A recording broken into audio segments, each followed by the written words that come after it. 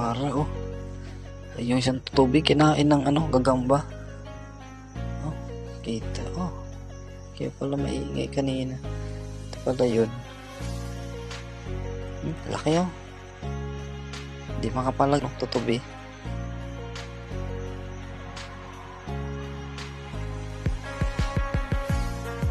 Napalaki.